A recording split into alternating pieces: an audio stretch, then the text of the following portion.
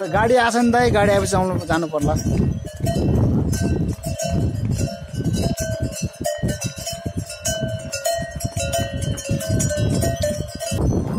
दाइ यो कहाँसम्म पुग्नु दाइ? यो कहाँसम्म पुग्ने?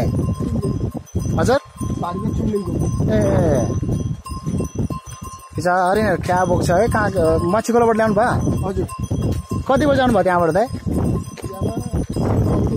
ए ल दाइ ल, राम्रो जानुहोस्।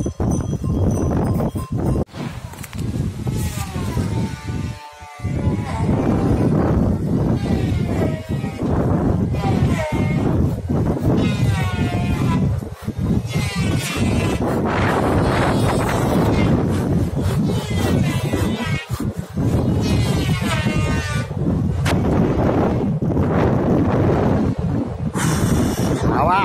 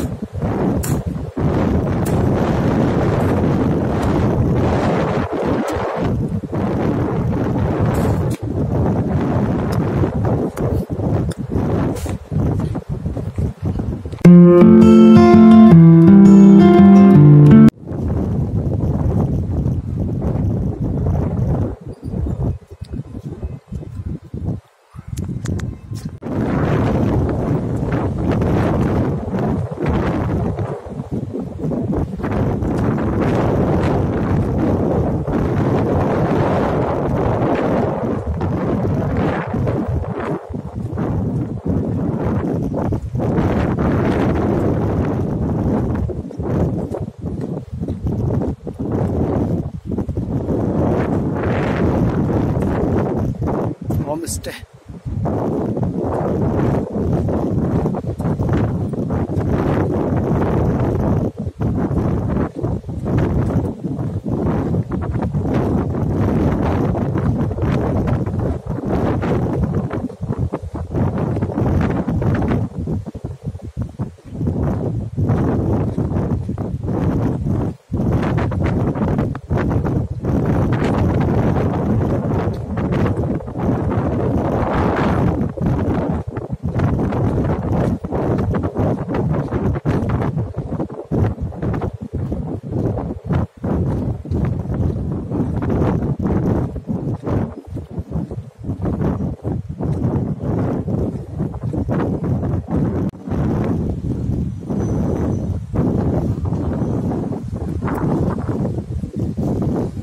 कस्तो डाँडा क्या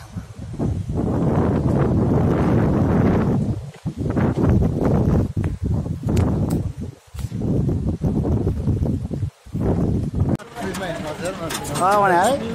ओ चिलमा म जस्तै रहेछ न कसम भने म चिलमै हो कसम। हतियार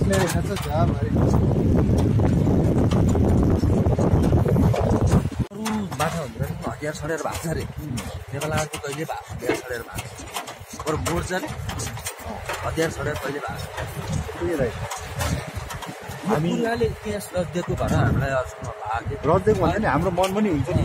उसले डाइरेक्ट आफूले त्यसै मऱ्यो त्यसलाई नै मारिदिन्छु भन्ने हुन्छ कि हाम्रो मनमा चाहिँ।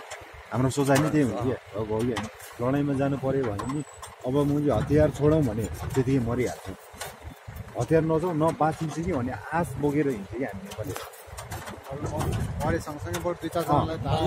हाल्ने न बाँचिन्छ कि मर्ने मर्नु त कसैले सोच्दैन न बाँचिन्छ कि भनेर हाल्ने हुन्छ नेपाली त एकदम सोच्ने नै त्यही हो न उनीहरूलाई मारेर आगो बाँच्छ। यस्तो यस्तो डेन्जर कुदा गयो मान्छेहरूले है।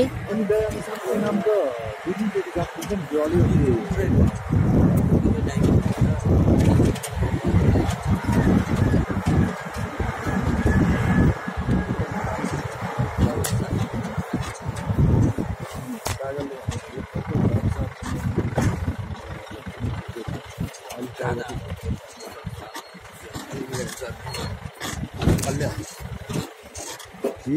एक शब्द उनीहरूले बोल्यो भने हाम्रो लाइफ भन्नु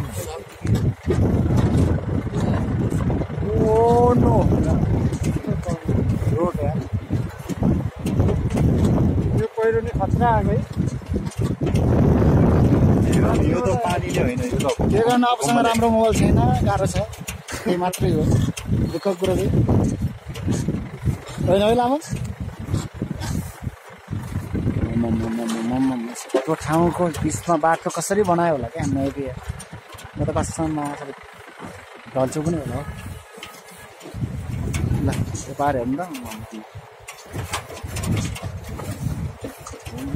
त्यो युक्रेनको राष्ट्रपति जेलेन्स्कीको एकदम गल्ती हो कि दाइ है त्यसको। यहाँ सुन्नु न, अरूको कुरामा त्यो लडिरहेको छ, अरूले गरे सहयोगमा एउटा उखान्छ नि दाइ, एउटा उखान्छ नि, जङ्गलको देवता भन्नु घरको भुतै प्यारो हुनुपर्छ क्या हामीलाई। क्या हेर्नु त छिमेकीलाई फेरि हाम्रो चाहिँ के हुन्छ भने नेपाल भारत सिमाना छ, त्यसले निश्चय पनि हामी उनीहरू चाहिँ पुरै कुरामा के नेटोमा सामेल भयो भन्ने कुरामा यत्रो हेर्नु 32वटा जिल्ला त कब्जा गरिसक्यो अरे के 25वटा। अहिले झन् अमेरिकाले ठप्पै गरेको छ, कतिवटा कब्जा गर्छ, देशै कब्जा गर्ने प्लानमा छ अरे क्या अहिले।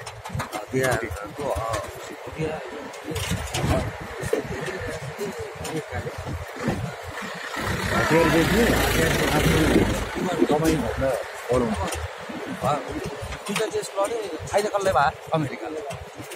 अहिले हजुरले अहिले त्यो एउटा भाइरल भएको भिडियो हेर्नु भएको थियो भने जेलेन्स्कीलाई हेपेर हेपेर निकालिदियो क्या भइरहेको छ।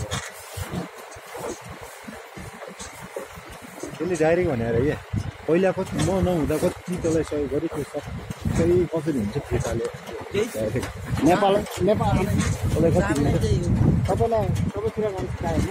नेपाललाई चाहिँ कस्तो भनिसकेको छ है आफ्नो ऊ त चिन्ता गरेँ एमसीको टिका भइसक्यो अरे सबै भयो युएसआइडी नेपालमा गर्ने सहयोगहरू सबै खारिज भयो। हामीले होइन नि फेरि उनीहरूले नै हामीले त कहाँ गर्यो संसद यहाँ त चोरै चोर छ भाइ, बोलेको छैन। यहाँ त चोरै चोर छ।